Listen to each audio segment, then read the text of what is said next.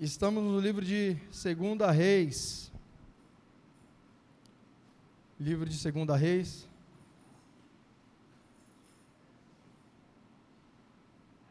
Capítulo de número 2.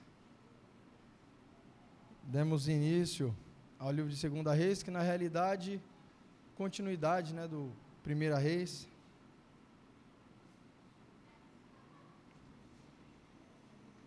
Se você for procurar no original, você vai ver que não há 1ª e 2 Reis, é Reis, o livro de Reis.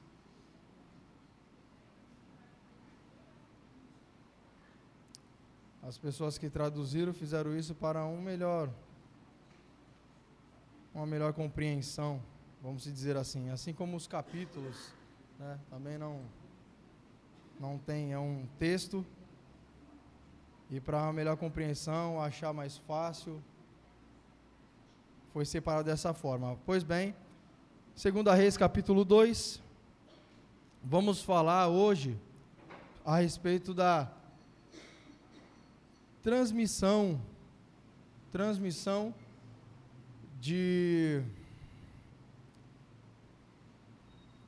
vamos dizer, de uma função a qual o profeta Elias exercia como profeta de Deus em Israel. Vamos falar sobre Elias sendo levado na carruagem de fogo para o céu, sendo arrebatado. E vamos ver também o início do ministério de Eliseu, sucessor de Elias. Então, o escritor ele vai iniciar o livro de 2 Reis capítulo 2 dizendo assim: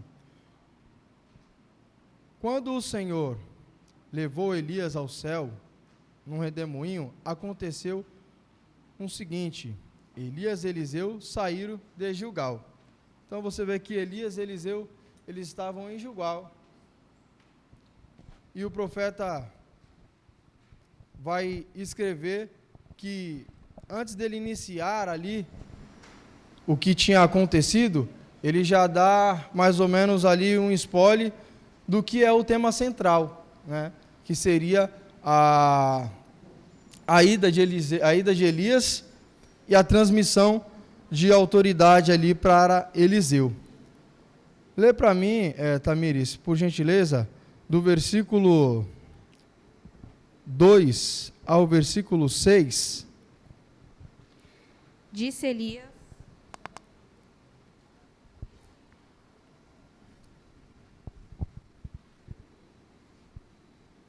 Estava ligado já. Consegue aumentar, Hilton, para mim, por favor?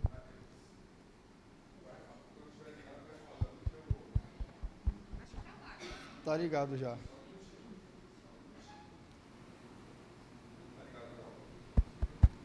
Som. Disse Elias a Eliseu: fica-te aqui, porque o Senhor me enviou a Betel. Respondeu Eliseu: tão certo como vive o Senhor e vive a tua alma, não te deixarei. E assim desceram a Betel.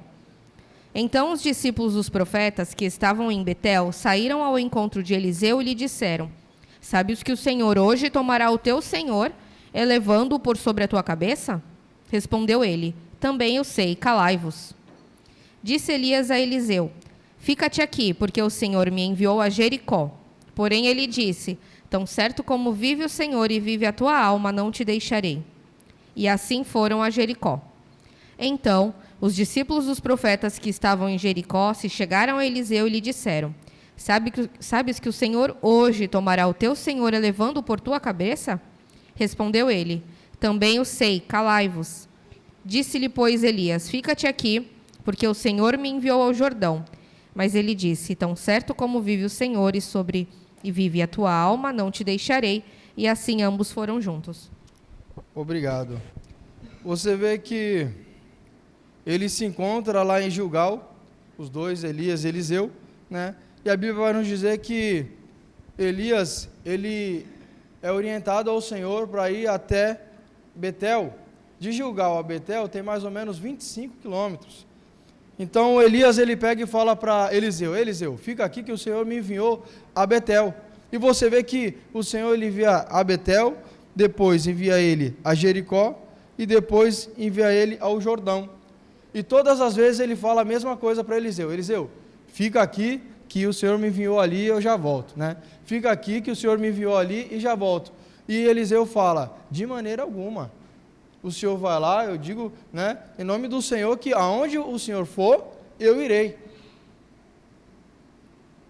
Nós vamos ver que, de alguma forma, e isso aqui, o escritor ele já deu esse spoiler no versículo 1, que Elias ele vai ser levado aos céus, ele vai ser arrebatado. De alguma forma, que a gente não sabe como, a Bíblia não diz, tanto Elias sabia disso, como Eliseu e como os profetas que estavam acompanhando eles também. Então, Elias ele é orientado a ir em Betel, irmãos, 25 quilômetros.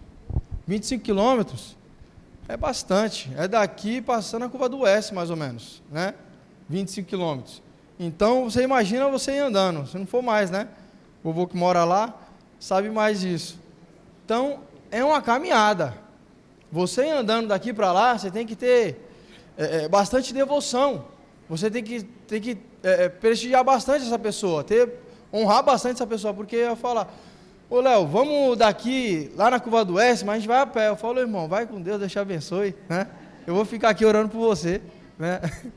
Mas não, Eliseu, ele sabia que Elias ia ser arrebatado. Ele sabia que o seu Senhor ia ser levado, aquele seria o último dia. Então ele não queria se apartar dele de maneira alguma. Ele falou: aonde o Senhor for, eu irei. De Gilgal a Betel, 25 quilômetros. De Betel a Jericó é mais 20.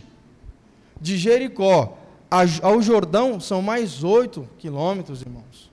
É muita coisa eles andaram, né?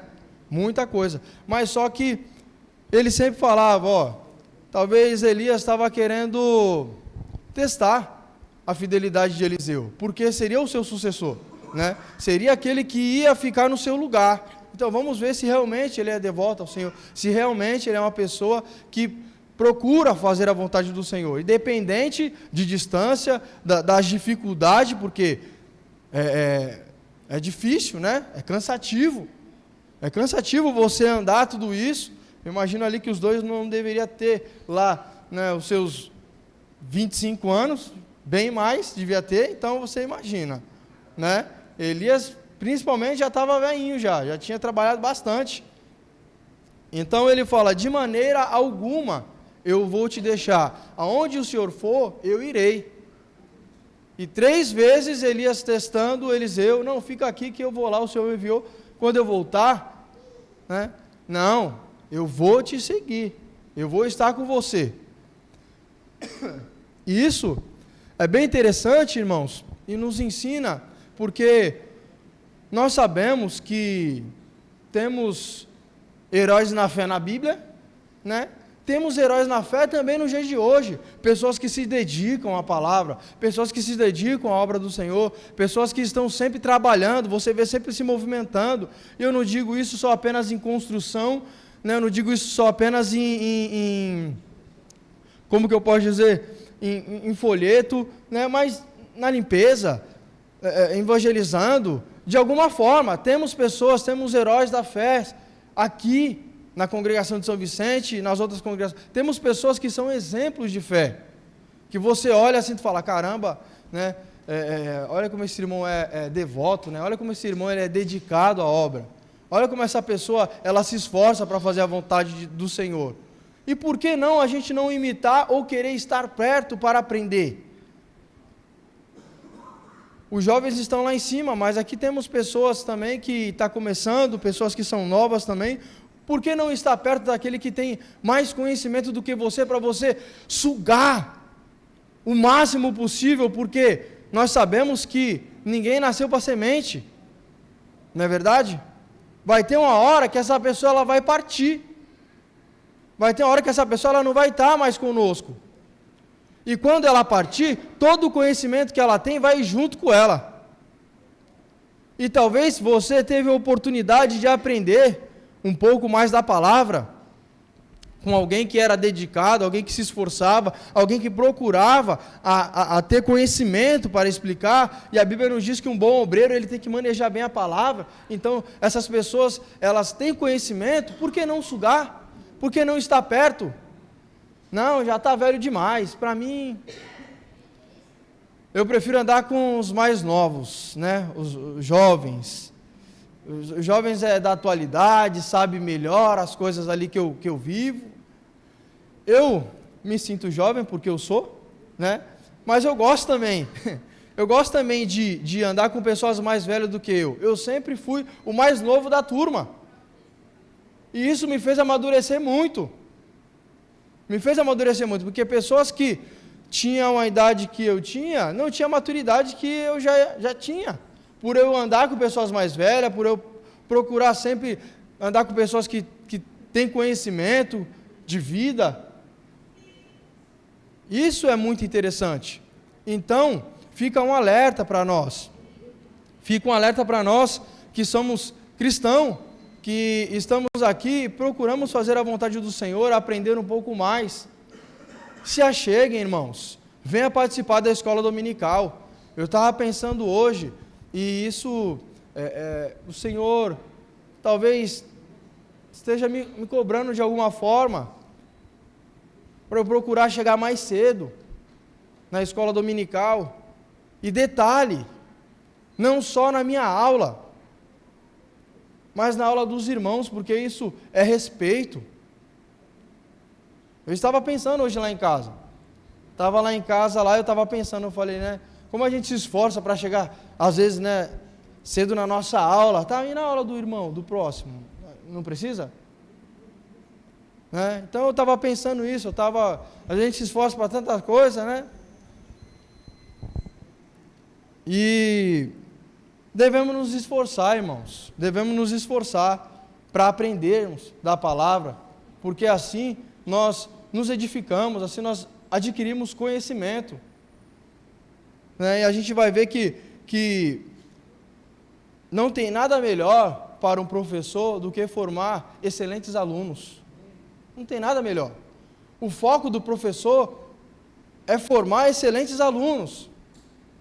Talvez Elias aqui, ele estava preocupado com Eliseu, porque seria o seu sucessor. E aí? Elias sabia que quantas vezes Elias correu? A gente estudamos o livro de 1 Reis inteiro. Chegamos no 2 Reis. Elias, quantas vezes ele teve que fugir, se esconder, porque estava correndo risco de vida. Então, ele sabia da dificuldade que Eliseu ia enfrentar. Então, talvez ele com preocupação, precisamos fazer o quê? Formar um bom obreiro. Um obreiro aprovado, que é temente a Deus, que se dispõe, devoto ao Senhor. Que se dedica, porque se isso não acontecer, o que será? Porque a gente vê aqui o cuidado do Senhor para com a nação de Israel. Porque o Senhor ia levar Elias, mas ia deixar Eliseu como profeta do Senhor, para poder assim transmitir a palavra de Deus. Mesmo o povo de Israel fazendo um monte de coisa errada que eles estavam fazendo, levantando outros deuses, altares e tantas outras coisas que Elias combateu, Eliseu também ia combater. Então ele precisava de pessoas que tivessem, né, uma pessoa que tivesse dedicação, que se esforçasse, fiel ao Senhor. Então eu acredito que uma preocupação de um professor na escola da Bíblia, na congregação, é de formar excelentes alunos, porque ele sabe que um dia ele vai partir. E o que será da igreja se nós não ensinarmos os nossos jovens, se a gente não ensinar o nosso irmão? O que será da igreja? Não podemos pegar o conhecimento e guardar só para nós. Nós temos que transmitir isso, espalhar. O quanto mais pessoas tiverem de conhecimento, melhor. Mas nós precisamos também que essas pessoas queiram aprender. Porque não adianta ter alguém para ensinar se não tem ninguém para aprender. Temos que se dedicar, irmãos, a aprender a palavra do Senhor. A Bíblia nos diz, né, João capítulo 8, versículo 32, e conhecereis a verdade vos libertará. A verdade é a palavra, irmãos. Quem conhece a palavra não é enganado, quem conhece a palavra é liberto, quem conhece a palavra não é enganado por falsos ensinamentos. Pode vir o que for. O apóstolo Paulo fala, ó, se vier um anjo e falar algo que está fora das escrituras, seja anátema. Não serve para nada. O salmista diz, lâmpada para os meus pés, a tua palavra e luz para os meus caminhos. A palavra de Deus é que ilumina os nossos passos. A palavra de Deus é que abre, né, os nossos olhos, clareia, para a gente poder ver o que é certo, qual é a vontade e perfeita vontade do Senhor.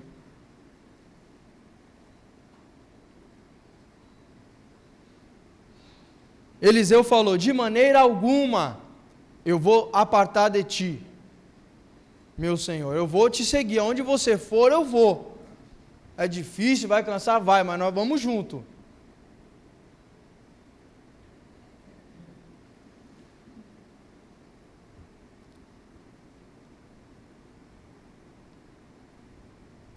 Então eles chegaram, Elias e Eliseu, ó, em seguida Elias lhe disse, fica aqui, pois o Senhor me enviou ao rio Jordão. Ele respondeu, juro pelo nome do Senhor e por tua vida, que não te deixarei só. Então partiram juntos. 50 discípulos dos profetas os acompanharam e ficaram olhando à distância, quando Elias e Eliseu pararam à margem do Jordão. Então você vê que mais 50 profetas ali, pessoas que procuravam estudar, se dedicar para ser fiéis ao Senhor, né? Eram pessoas como nós aqui, ó, que se esforçamos para estar na escola dominical, pessoas que procuravam, eram estudiosos da palavra, vamos dizer assim, pessoas que faziam seminário, né, que estudavam, procuravam estar com outros, pessoas mais velhas para transmitir conhecimento e tal. Eram essas 50 pessoas, era mais ou menos isso, pessoas que procuravam estudar, estavam ali. E você vê que todos eles sabiam que Elias ia ser levado. Você vê que quando ele passa em Betel, as pessoas falam para ele, ó, você sabe que o seu Senhor vai ser levado, né? Em Jericó, você sabe, né? No Jordão, você sabe, né? Eliseu, eu sei. A tradução que a Tamires leu, que é a RA, fala calai-vos, né? Fala para ele, eu sei, calai-vos. A minha tradução, que é a NVI, fala, sim, eu sei, mas não fale nisso. É praticamente a mesma coisa, mas parece ser mais educado do que calai-vos, né? Calai-vos, parece ser mais, né? Fica quieto. Isso nos mostra que Eliseu, ele estava um pouco, como que eu posso dizer? Não sei se triste seria a palavra correta de se falar, porque era algo da parte do Senhor, né? Mas você imagina um sentimento de alguém que é muito especial para você, e você saber, né, e esse sentimento não era um sentimento de morte, porque a gente sabe que os cristãos ele não morrem, né, irmãos? Ele descansa no Senhor, e quando chegar aquele grande dia, nós vamos despertar e todos nós vamos estar juntos para toda a eternidade. Então era mais ou menos esse sentimento, mas como a gente ainda não... talvez alguém aqui não ainda passou por esse sentimento, mas você talvez passou por um sentimento de perder alguém, uma mãe, um pai, né? Ou alguém muito querido. Não era o sentimento de Eliseu, deixo bem claro que não era o sentimento de morte de alguém que morreu, mas o sentimento de alguém que você não vai ver mais, alguém que foi morar em outro país, né? Nós temos uma tia que foi morar em outro país, não sei se vamos ver novamente, mas fica aquela saudade, poxa, que legal, né? Uma pessoa, gente boa e tal, pessoa assim. Então era mais ou menos esse sentimento que Eliseu estava tendo. Ele nunca mais ia ver Elias. Então as pessoas, você sabe que o teu Senhor vai ser levado, né? Ele, eu sei, não fala nisso não, né? Não fala nisso não. Então, ele ia, a pessoa, você sabe que, eu sei, mas não toca nesse assunto. Isso é algo que era feliz, porém triste, né? É como a gente fala, um irmão nosso parte, nós ficamos felizes e ao mesmo tempo tristes, porque vai deixar saudade, não é verdade? Vai ficar saudade. Poxa, o meu Senhor, o meu professor. Nós vamos ver que aqui Eliseu, ele tinha Elias como um pai. O meu pai partiu, né? Então era mais ou menos esse sentimento que Eliseu ele estava tendo. Lê para mim, Tamires, do 8.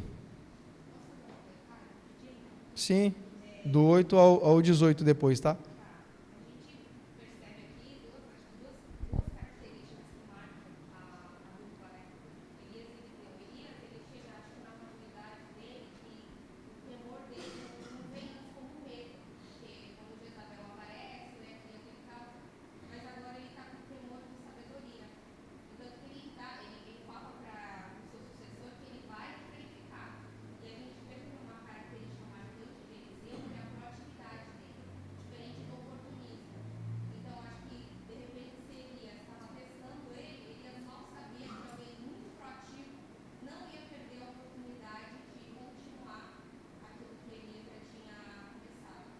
Sim.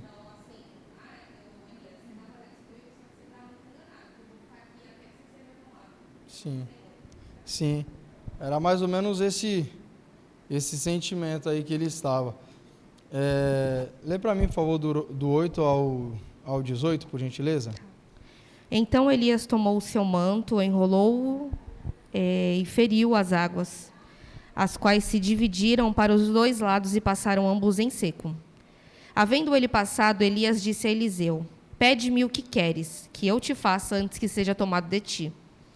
Disse Eliseu: Peço-te que me toque por herança, porção dobrada do teu espírito. Tornou-lhe Elias: Dura coisa pediste.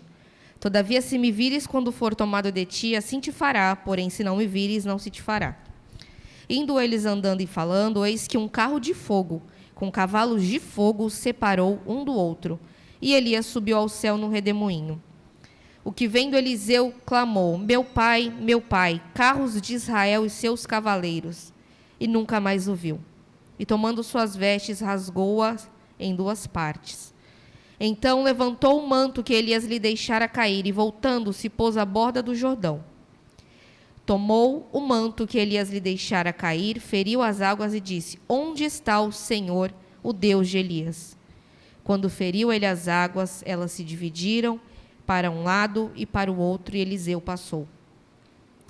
Vendo, pois, os discípulos dos profetas que estavam defronte em Jericó, disseram: O espírito de Elias repousa sobre Eliseu. Vieram-lhe ao encontro e se prostraram diante dele em terra.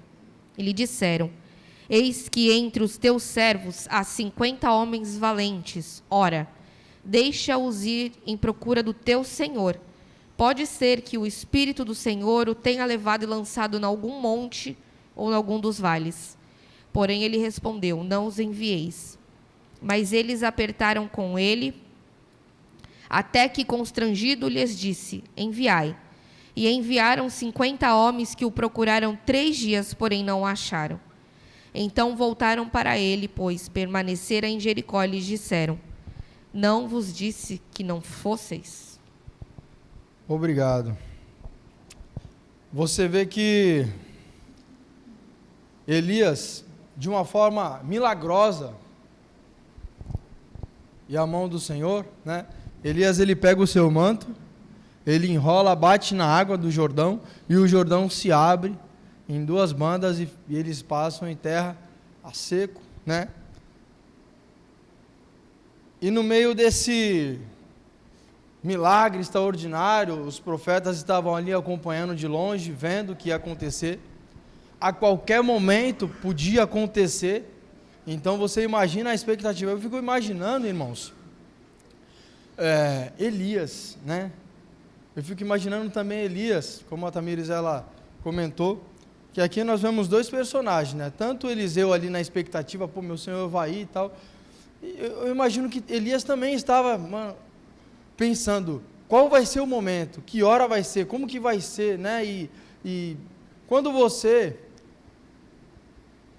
recebe uma notícia, não sei, que a qualquer momento algo pode acontecer, você fica ali, não sei, talvez ansioso, né? E que momento, qual momento vai ser? Eu tento ver a explosão de sentimentos que estava ali na cabeça ali de Elias, talvez, o que ia acontecer, e Elias preocupado com Eliseu, seria o seu sucessor, como que ia ser tudo. Você imagina esse cenário, né? Como eles estavam ali.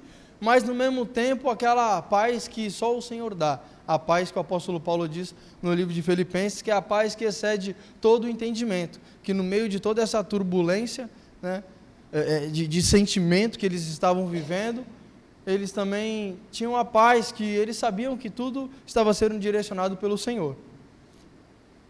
Então eles abrem ali o Jordão, e como Eliseu, ou melhor, Elias fala para Eliseu, Eliseu, o que queres que eu faça por você antes de acontecer de o Senhor me levar, né, aos céus, me arrebatar? Aí Eliseu ele faz a seguinte pedido, ó. Depois de atravessar, Elias disse, versículo 9, a Eliseu, o que posso fazer em seu favor antes que seja levado para longe de você? Respondeu Eliseu, faz de mim o principal herdeiro de teu espírito profético. Algumas traduções está, eu quero porção dobrada, né? Que eu quero antes do Senhor ir, porção dobrada. Aqui a NVI ela já dá uma tradução melhor para a gente compreender, né? Porque quando nós vemos pedir uma porção dobrada, talvez você possa imaginar que ousado o pedido de Eliseu, né? Eu quero porção dobrada, eu quero o dobro. Se o senhor fazer isso, eu quero assim. Mas na realidade, e a NVI ela já nos diz aqui que ele queria ser o principal herdeiro do seu espírito profético, é que o que Eliseu estava pedindo para Elias é que ele queria ser como o filho primogênito de Elias. Eliseu ele fala, eu quero porção dobrada. Se você ver no livro de Deuteronômio, capítulo 21, versículo 17, vai falar sobre a bênção do filho primogênito. A Bíblia vai dizer que o filho primogênito, ele era abençoado em dobro, porque ele é a força do seu pai. Primeiro filho, né, é a força do pai. Isso a Bíblia nos diz. Se você abrir lá e você ler, vai falar isso. Do 15 ao 17 fala sobre o direito do primogênito. É a força do pai, o primeiro filho, né? O filho que o pai e a mãe ali tanto desejaram.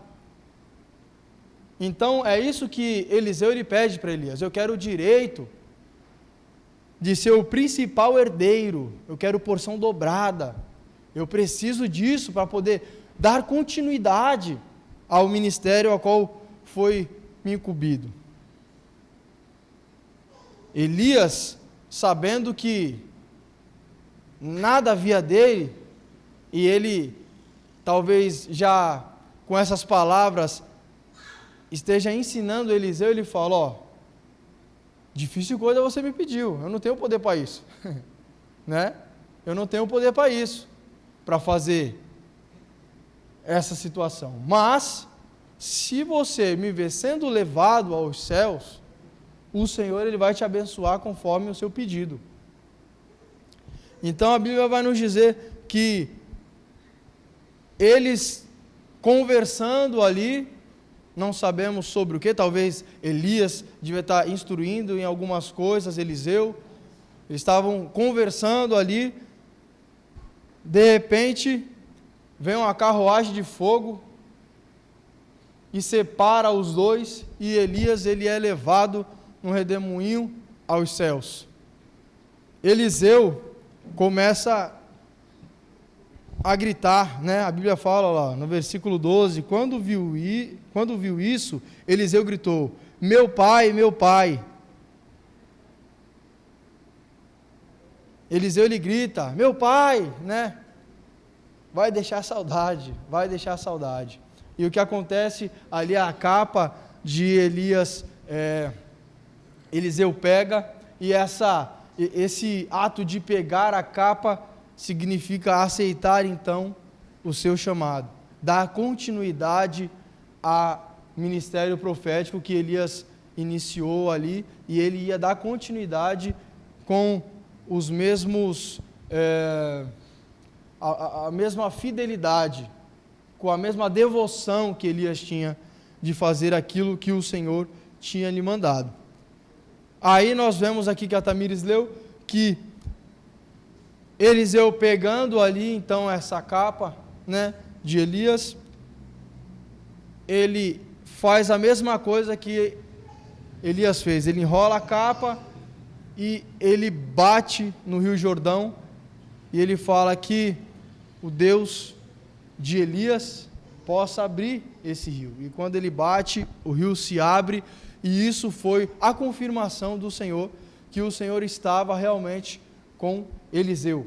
E isso trouxe também para os 50 profetas que estavam ali junto com ele um grande respeito sobre Eliseu, a ponto que eles falaram: o espírito de Elias agora repousa sobre Eliseu. Agora, eles reconheceram, e não foi preciso fazer muita coisa para ser reconhecido. Apesar de ser grande coisa, ele abrir o Rio Jordão por uma intervenção, né, que o Senhor usou ele ali para poder abrir. Então, grande coisa que eu digo, muito esforço de Eliseu, não foi preciso. Mas grande coisa aconteceu com abrir o Rio Jordão, porque quem ia conseguir abrir um rio, né, irmãos? Se não fosse uma intervenção divina, se não fosse algo do próprio Senhor. Aí o que acontece? Esses profetas que estavam ali, eles falam para Eliseu: Eliseu, ó, tem 50 homens aqui, eles estão querendo procurar Elias, que talvez o Senhor tenha pegado Elias daqui e deixado em outro lugar.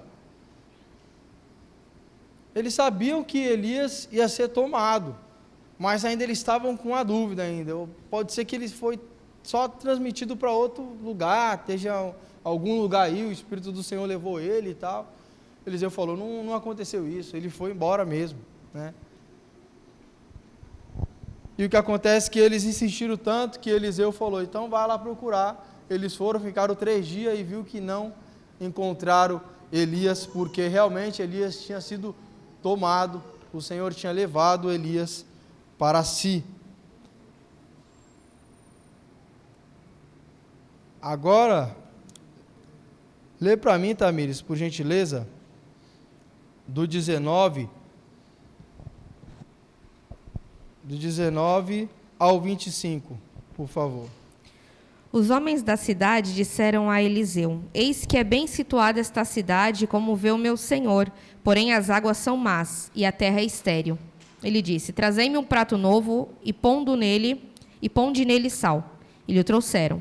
Então saiu ele ao manancial das águas, e deitou o sal nele, e disse: assim diz o Senhor, tornei saudáveis estas águas, já não procederá daí morte, nem esterilidade. Ficaram, pois, saudáveis aquelas águas até o dia de hoje, segundo a palavra que Eliseu tinha dito. Então subiu dali a Betel, e indo ele pelo caminho, uns rapazinhos saíram da cidade, e zombavam dele, e diziam-lhe: sobe, calvo, sobe, calvo. Virando-se ele para trás, viu-os e os amaldiçoou em nome do Senhor. Então 2 ursas saíram do bosque e despedaçaram 42 deles. Dali Foi ele para o Monte Carmelo, de onde voltou para Samaria. Obrigado. Mais um milagre grandioso da parte do Senhor, né? Você vê que ele saiu de Gilgal com Elias, passaram por Betel, Jericó, chegaram ao Rio Jordão. Parece que Eliseu está voltando pelo mesmo caminho, né? Ele sai ali de Jordão, ele passa em Jericó, chega em Betel, né? Então, um milagre grandioso que na cidade de Jericó, uma cidade que ficava ali na altura do mar, né? Nós já aprendemos isso.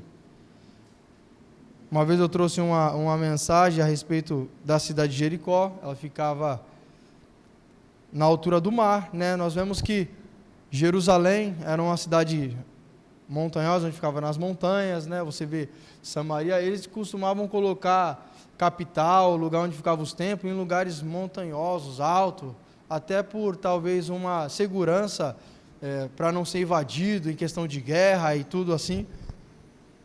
Então Jericó era uma cidade que era na altura do mar, uma cidade bonita, praiana, vamos dizer assim, né? Uma cidade ótima para você tirar umas férias, mas uma cidade que estava infértil, um solo infértil. As águas estavam envenenadas. E Eliseu faz ali então o seu segundo milagre, que é sarar aqueles solos, né? Melhorar aquela água ali em água potável, uma água ruim em água potável. Ele pede então ali uma bacia com sal, e isso é um ato simbólico, porque o sal não foi o sal que talvez curou o solo e fez uma transformação na água, porque foi a mesma coisa, nós vamos ver para frente, quando eles estão com fome, pega ali as ervas, faz na panela e tem veneno na panela, fala, joga a farinha. Não é a farinha que fez a diferença, porque você vai apenas engrossar o veneno, né? Você jogar farinha. Na realidade o Senhor, mais um milagre que o Senhor ele realiza. Então aqui Eliseu, de um ato simbólico. No Velho Testamento é muito simbólico, né? As coisas é muito, como que eu posso dizer assim, materialista, tudo tem que fazer assim, assado e tal, né? Então você vê que ele pega ali aquele sal e como um ato simbólico ele joga, mas na realidade ali foi uma intervenção divina, o Senhor curou aquele solo, curou aquela água ali virou água potável, que eles podiam agora beber, foi curado a água, né? E agora eles podem saciar a sua sede. Ele saindo dali, de Jericó, ele vai para Betel. E quando ele chega em Betel, alguns jovens, e eram muitos jovens, que estavam ali como uma gangue, né? Que fala jovens, tem algumas traduções que fala crianças, né? Adolescente, você vê, eu fui ver, mais ou menos eram jovens de 12 até os seus 30 anos ali, mais ou menos, né? Que estavam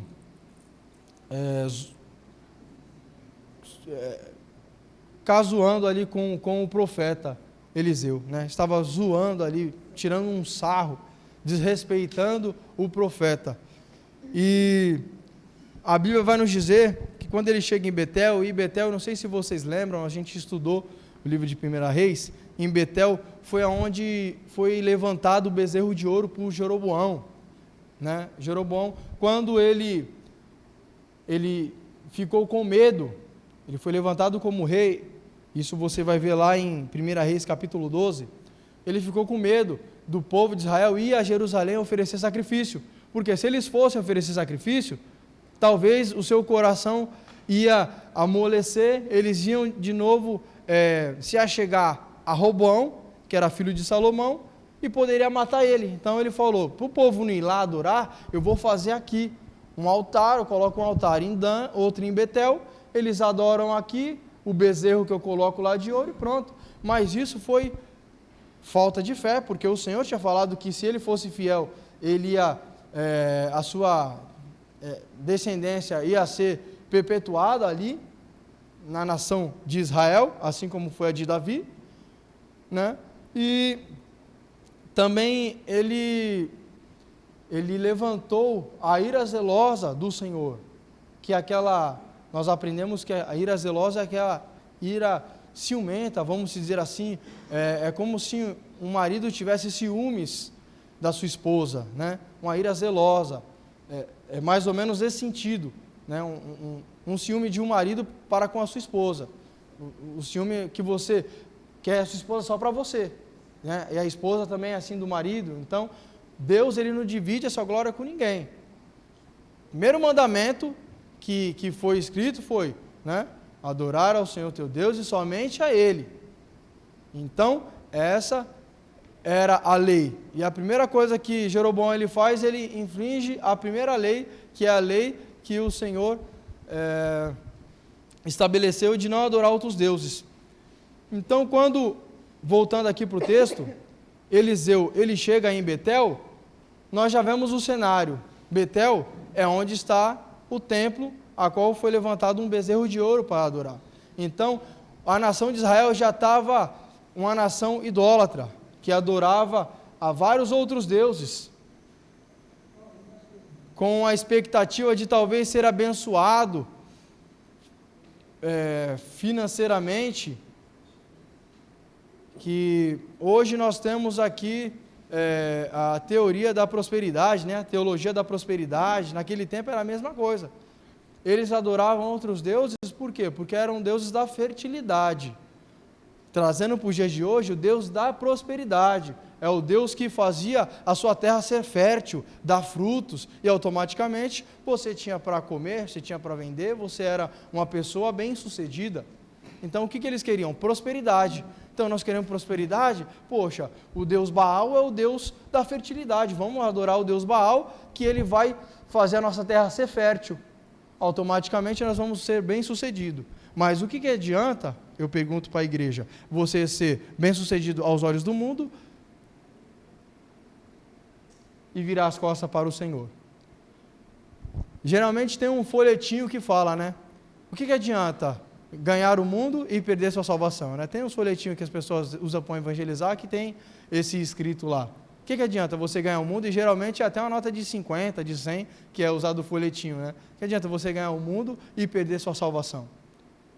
O que adianta você estar bem financeiramente, ser bem sucedido profissionalmente e você estar longe do Senhor?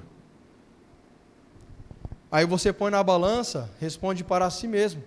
Põe na balança e você faz a pesagem e vê o que é melhor, né? Então, Betel, só para a gente imaginar esse cenário, é uma cidade idólatra, uma cidade que tem o templo ali, que tinha um bezerro de ouro, cujo os israelitas adoravam. Então, quando Eliseu ele se aproxima, a Bíblia vai nos dizer que tinha essa gangue de jovens, esses jovens que talvez roubavam pessoas, viviam em gangue, talvez podia agredir as pessoas, né?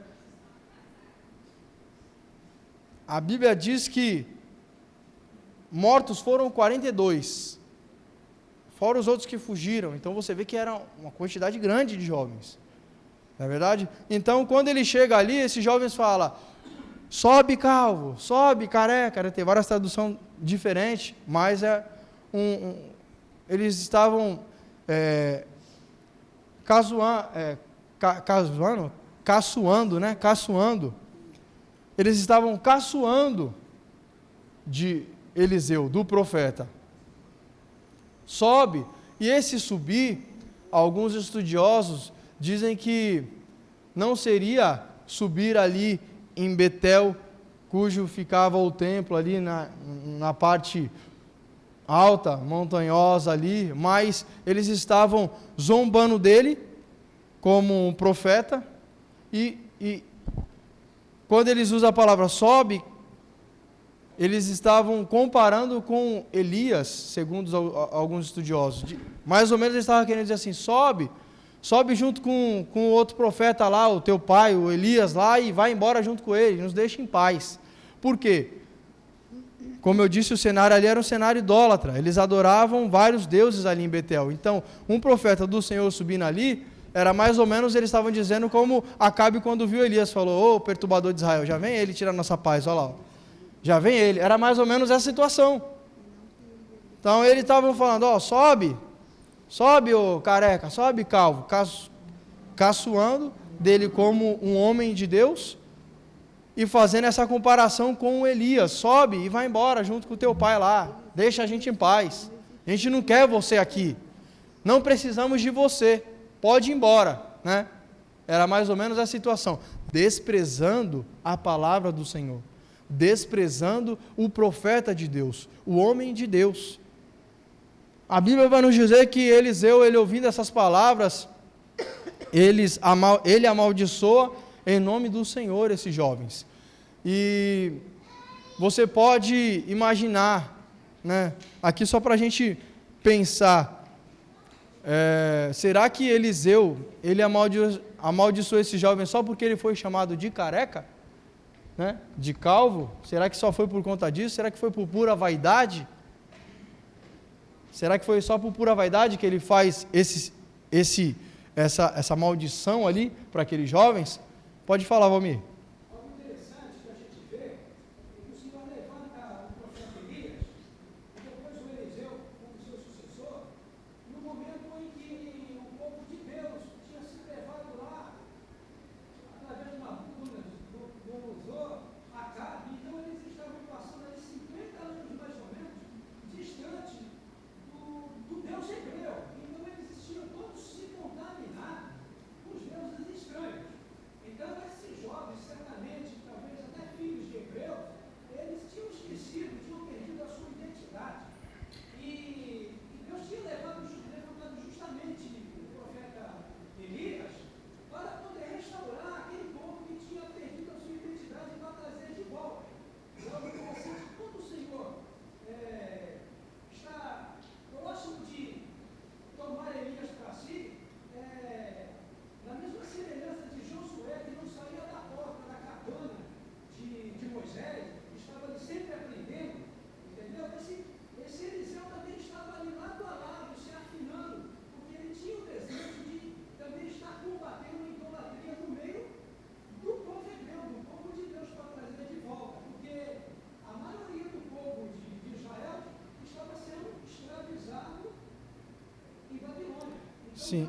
o mesmo espírito que estava em Elias, que está em Eliseu, é o mesmo espírito que está em nós hoje, porque nós só devemos adorar a Deus e somente ao Senhor Deus para estar com. Sim, isso, segundo os estudiosos, diz que quem escreveu o livro de Reis foi Jeremias, né? Jeremias escreve quando o povo está ali cativo, para lembrar de tudo que o povo de Israel fez e para que o povo não viesse fazer igual. Ó, não faça igual, tá vendo o que aconteceu? Né? Então é mais ou menos isso que o nosso irmão está querendo dizer, o nosso irmão. Então, voltando aqui para a palavra, eles estavam desprezando, e não foi por pura vaidade que Eliseu falou, ó, não quero, ou melhor, amaldiçoo vocês em nome do Senhor. Não foi porque ele apenas se sentiu ofendido, porque seria muita falta de controle do profeta, não é verdade? Seria muito falta de domínio próprio, mas não foi por conta disso.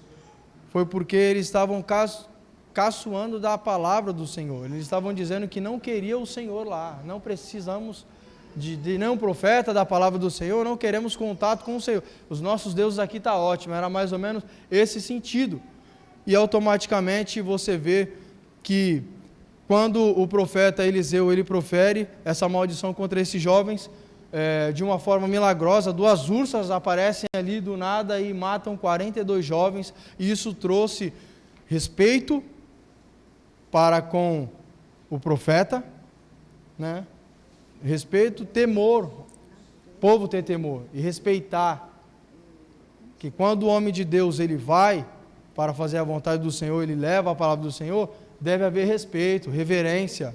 Não podemos tratar banalmente uma pessoa, um homem de Deus, alguém que é um porta-voz do Senhor, né? Então isso trouxe muito temor para aqueles jovens que conseguiram fugir e para todo o povo que estava ali em Betel e todos que ouviram a respeito desse acontecimento, né? Então, irmãos, para nós terminarmos, nós aprendemos hoje que devemos nos achegar a pessoas que têm conhecimento, porque ninguém fica para semente, as pessoas, elas partem, elas vão embora e elas vão levar todo o conhecimento que elas têm. Então, se você tem ali um irmão que tem muito conhecimento, um irmão que é um exemplo, se aproxime nele, se achegue a ele, suga tudo que ele tem ali de conhecimento, né, para que você possa ser uma bênção como esse irmão é. Assim eu digo também para o pai, para a mãe, né, você possa também honrar o seu pai, a sua mãe, porque não vai viver para sempre, e geralmente as pessoas só dão valor quando parte. Caramba, morreu, aí vai lá, quer comprar o caixão de 30 mil reais, aí quer fazer não sei o quê, aí põe fotinha, põe isso. Morreu já, irmãos. Morreu. Né? Morreu, acabou. Entendeu? Então, dê valor enquanto está em vida. Aprenda, senta ali. Eu gostava muito de quando meu avô estava vivo, eu sentava ali perto dele, ficava lá, ele gostava de tocar um violão, sentava perto dele, ele ficava contando as histórias dele, até chorava. 80 e poucos anos, né? Eu gostava muito de aprender, porque tinha conhecimento de vida, passava muitas coisas para mim. Então, se achegue a ele. Seja proativo, seja fiel, seja devoto como Eliseu foi. Não vou te deixar. Para onde você for, eu vou. Eu tenho vontade de aprender, eu vou me esforçar para aprender, né? Então, tem pessoas para ensinar? Tem que ter pessoas para aprender. Seja essa pessoa que queira aprender, venha na escola dominical, venha nos estudos, para você aprender mais da palavra e conseguir transmitir, porque ninguém aqui, irmãos, é membro de banco. Membro de banco é parafuso, é prego, né? Ninguém aqui é membro de banco. Todos nós fomos chamados e somos o corpo de Cristo. E o corpo de Cristo tem membros. E os membros, cada um tem sua função. Então, irmãos, procura saber qual é a sua função, qual é o seu dom, o que Deus tem te abençoado para você contribuir para o crescimento do corpo. E você automaticamente cresce também. Porque quando a gente faz exercício com o braço, automaticamente esse braço ele cresce, ele fica volumoso, né? Ele cria mais força, resistência. E assim nós precisamos de cristãos, pessoas que são devotas e dedicadas a Deus, se esforça para você crescer, porque se isso não acontecer, o que vai ser da igreja futuramente? O que vai ser da igreja daqui a uns anos, 30 anos para frente, 50 anos mais para frente? O que vai ser que os nossos irmãos que começaram a obra já partiram? Será que nós vamos ter a mesma fé, a mesma dedicação, a mesma fidelidade à palavra do Senhor? Ou a gente vai deixar a onda levar e vamos deixar de ficar de qualquer jeito? Não, vamos ser fiéis, irmãos. Assim como Eliseu foi fiel até o fim de sua vida, temente ao Senhor. Ele pediu uma dupla bênção ali, né? Para que ele pudesse continuar. Que você tenha esse mesmo pensamento, que você tenha essa mesma pegada, essa mesma vontade, para que a obra do Senhor venha a ser concluída com sucesso, até a vinda do nosso Senhor Jesus Cristo. Amém? Que Deus ele possa nos abençoar. E eu agradeço a oportunidade, em nome de Jesus.